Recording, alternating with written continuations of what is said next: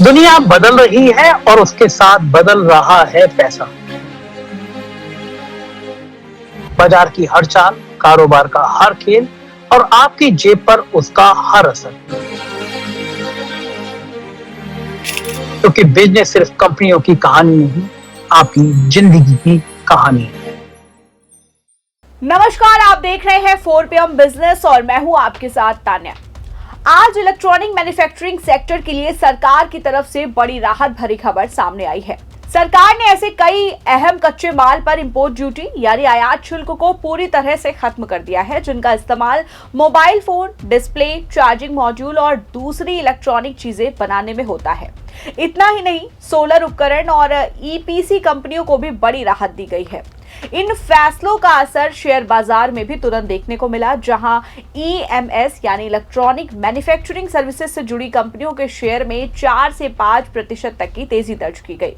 अब सवाल यह है कि क्या सरकार ने ऐसा फैसला क्यों लिया, इसका फायदा किन कंपनियों और उद्योगों को मिलेगा और आम लोगों के लिए इसका क्या मतलब है, आइए समझते हैं इस वीडियो में। सबसे पहले बात करते हैं इलेक्ट्रॉनिक मैन्युफैक्चरिंग सेक्टर की। भारत पिछले कुछ सालों से दुनिया का बड़ा इलेक्ट्रॉनिक मैन्युफैक्चरिंग हब बनने की कोशिश कर रहा है।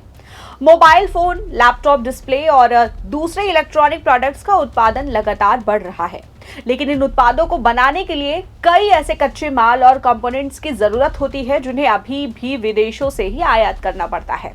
इन पर लगने वाली इंपोर्ट ड्यूटी कंपनियों की लागत बढ़ा देती थी। अब सरकार ने चार्जिंग मॉड्यूल और डिस्प्ले से जुड़े 6 अहम कंपोनेंट्स पर इंपोर्ट ड्यूटी को 0 यानी 0 कर दिया है। इसका मतलब ये है कि अब कंपनियां इन जरूरी पार्ट्स को विदेशों से बिना अतिरिक्त आयात शुल्क के मंगा सकेंगी। ये छूट 31 मार्च 2029 तक लागू रहेगी, यानी कंपनियों को अगले कई सालों तक इसका फायदा मिलेगा। इससे उनकी उत्पादन लागत कम होगी और भारत में इलेक्ट्रॉनिक्स निर्माण को और भी मजबूती मिलेगी। सरकार ने सिर्फ मोबाइल फोन ही नहीं बल्कि डिस्प्ले बनाने वाले उद्योग को भी राहत दी है। डिस्प्ले आज सिर्फ मोबाइल या टीवी में ही इस्तेमाल नहीं होते, बल्कि कारों, मेडिकल डिवाइस और इंडस्ट्रियल मशीनों में भी बड़ी मात्रा में लगाए जाते हैं। इन डिस्प्ले को बनाने के लिए जरूरी कंपोनेंट्स पर भी इंपोर्ट ड्यूटी खत्म कर दी गई है। इससे उन उद्योगों में काम करने वाली कंपनियों की लागत कम होगी और देश में हाईटेक इलेक्ट्रॉनिक्स का उत्पादन बढ़ाने में मदद मिलेगी। सरकार ने लिथियम आयन बैटरी बनाने वाली कंपनियों को भी बड़ी राहत दी है। Central board of indirect taxes and custom यानी सीबीआईसी ने रियायती कस्टम ड्यूटी का दायरा बढ़ा दिया है।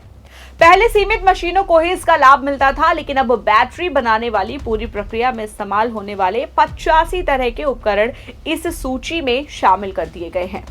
इन मशीनों का इस्तेमाल बैटरी निर्माण के हर चरण में होता है, जैसे कच्चे माल को मिलाना, उस पर कोटिंग करना, प्रेसिंग, स्टीलिंग, वाइडिंग, स्कैडिंग, इलेक्ट्रोलाइटल भरना, वेल्डिंग, टेस्टिंग, एजिंग निरीक्षण और आखिर में पैकेजिंग तक। यानी अब बैटरी बनाने वाली कंपनियों को लगभग पूरी उत्पादन प्रक्रिया में राहत मिलेगी। इससे भारत में लिथियम आयन बैटरी निर्माण को बड़ा बढ़ावा मिलने की उम्मीद है।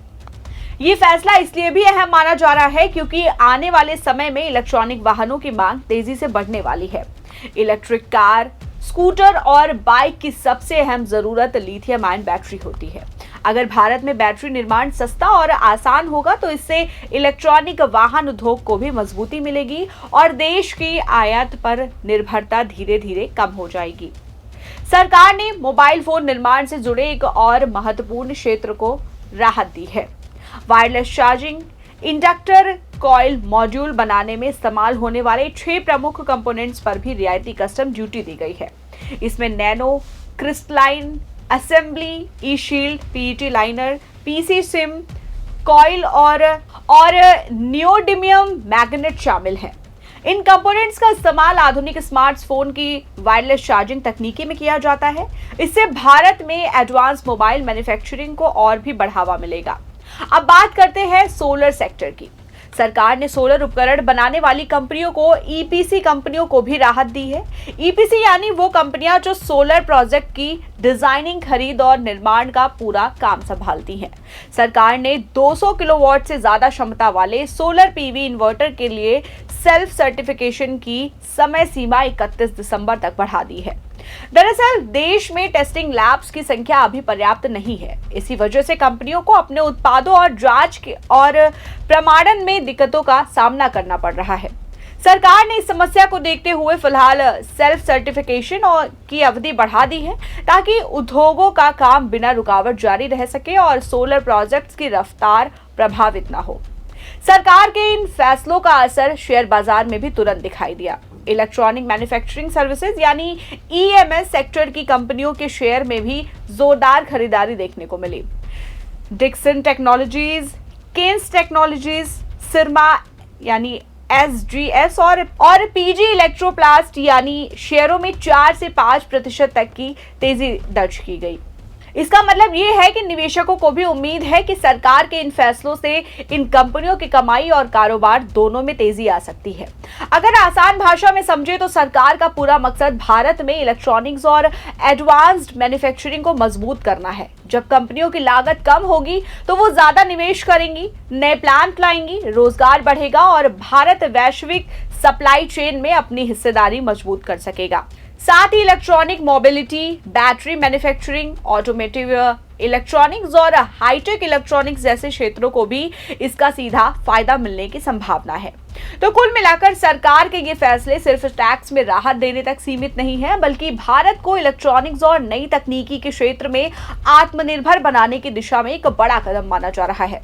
आने वाले सालों में अगर कंपनियां इस राहत का पूरा फायदा उठाती हैं तो देश में निवेश बढ़ेगा, रोजगार के नए अवसर बढ़ेंगे और भारत दुनिया के बड़े इलेक्ट्रॉनिक मैन्युफैक्चरिंग केंद्रों में अपनी स्थिति और भी मजबूत कर सकेगा। तो यही वजह है कि बाजार ने भी सरकार के इस फैसले का स्वागत किया और ईएमएस सेक्टर के शेयरों में शानदार तेजी देखने को मिली। आप सबकी नजर इस बात पर होगी कि आने वाले समय में ये राहत उद्योग और अर्थव्यवस्था को कितनी नई रफ्तार देती है। इस वक्त के लिए फिलहाल इतना ही। ऐसे ही बिजनेस की तमाम खबरों से जुड़े रहने के लिए देखते रहिए 4 PM बिजनेस।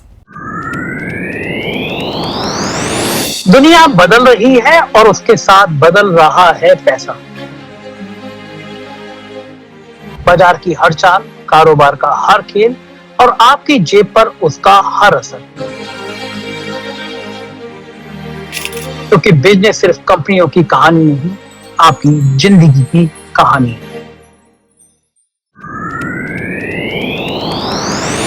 दुनिया बदल रही है और उसके साथ बदल रहा है पैसा।